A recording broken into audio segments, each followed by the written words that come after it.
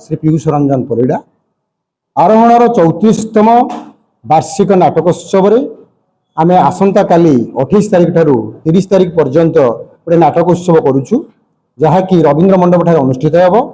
प्रथम दिवस आरोहण परिवेशित नाटक लावण्यवती जहाँ को रचना करिसेंती कवि सम्राट उपेन्द्र भंज, नाट्य देइसेंती डाक्टर शैलेश्वर नंद, निर्देशना देइसेंती आम अनुष्ठान संपादक तथा वरिष्ठ निर्देशक इंजीनियर प्रीतिरंजन मिश्र। ये नाटकटी संपूर्ण भाव एटा क्लासिक नाटक उपेन्द्र भंजंकर 500 वर्ष तलर काव्य जहाँकि घरे घरे परिचित लावण्यवती एवं चंद्रभानुर प्रेम कहानी को लेकिन नाटक रचना कराई। गोटे मूल काव्य जहाँ को कि सबू ओडिशा ओडिशा बाहर कवितार परिप्रकाश पाई से क्लासिक काव्य को आम नाट्य रूप देचु। एटा बहुत कष्टकर भी निश्चित भाव में 500 वर्ष तलर माने कविता को लिखा नाटक हिसाब से निश्चित भाव कष्टदायक।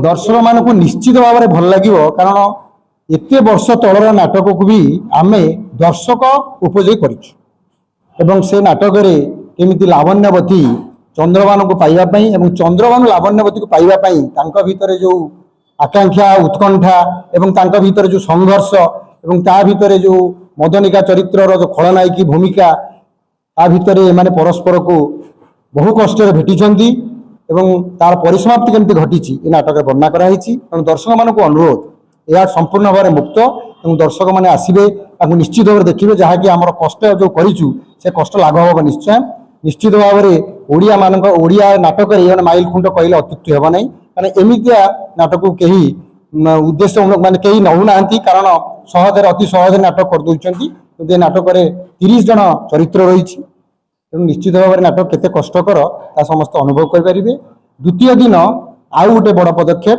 केवल नारी चरित्र मानक नहीं नाटक रचना कराई। से नाटकटी है इति रंभा हरण संवाद रचना करिछि मु निजे पीयूष रंजन परिड़ा एवं ताको परिवेशन करिसेंती भारतीय योग संस्थान यूनिट 9 शाखा महिला योग केन्द्र। से नाटक द्वितीय दिन परिवेशन होब एवं द्वितीय दिन मध्य आमर किछि नाट्य व्यक्तित्व को आम सम्मानित करूँ।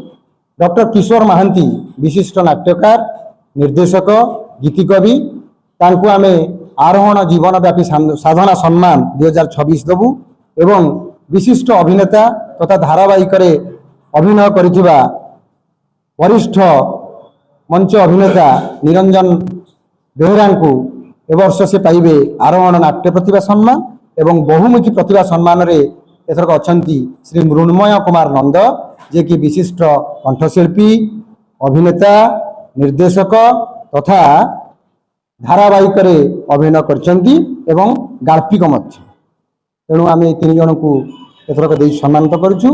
एवं तृतीय दिन में आमर वेस्ट बेंगल बरहमपुर सहर गोटे संस्था आसी ना हूँ चुआनपुर सुहित से नाटक परिवेशन करेंगे स्वरवन 3 दिन 3टी नाटक। प्रथम दिन 28 तारिख रे आमर लावण्यवती 29 तारिख रे इति रंभा हरण संवाद रवींद्र मंडप। तृतीय दिन आमर चुआनपुर सुहित द्वारा नाटक स्वरवर्ण।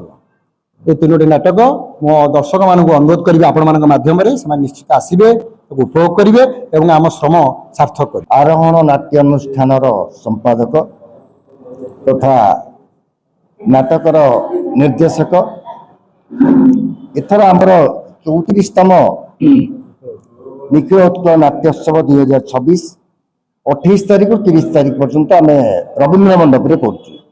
प्रथम दिन आम करूँ उपेन्द्र भंजंकर